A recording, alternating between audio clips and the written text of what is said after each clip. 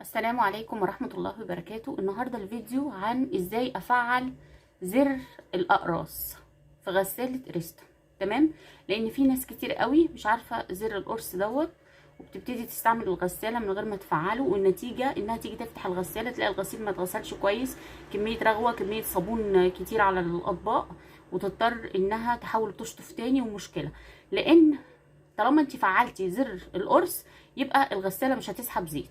تمام، وهو ده اللي احنا عايزينه. لو ما فعلتيش زر القرص يبقى الغساله هتسحب زيت، وبالتالي هيبقى القرص مع الزيت. القرص اصلا فيه ملح وفيه ملمع وفيه زيت، وبالتالي هتسحب زيت، يبقى الليله خالص هتبوظ منك.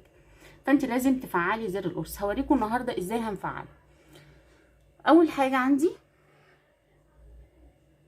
زي ما انتم شايفين هشغلها.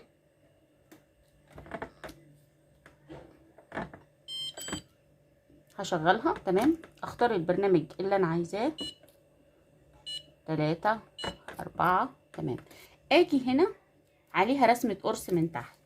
ابتدي اعمل ايه؟ ابتدي ادوس عليها واطول شوية لغاية ما اسمع صوت. تمام، ويظهر عندي هنا في الشاشة مربع القرص، يبقى انا كده فعلت زر الاقراص. وبعد كده ابتدي اشغل الغسالة. تمام كده. لو انتي بتشتغلي هطفي تاني. لو انت بتشتغلي ومش عايزه طبعا هتشتغلي على الملح وعلى المسحوق بتاعك البودر وعلى الزيت، يبقى احنا مش هنيجي جنب الزرار بتاع القرص خالص.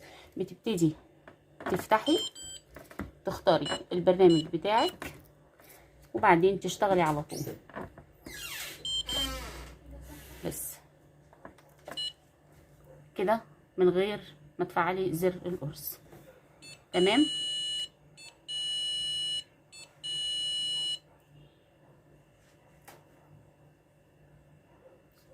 طبعا عشان انا مش حاطه فيها بودر ولا حاجه فادتني الصوت ده. والسلام عليكم ورحمه الله وبركاته.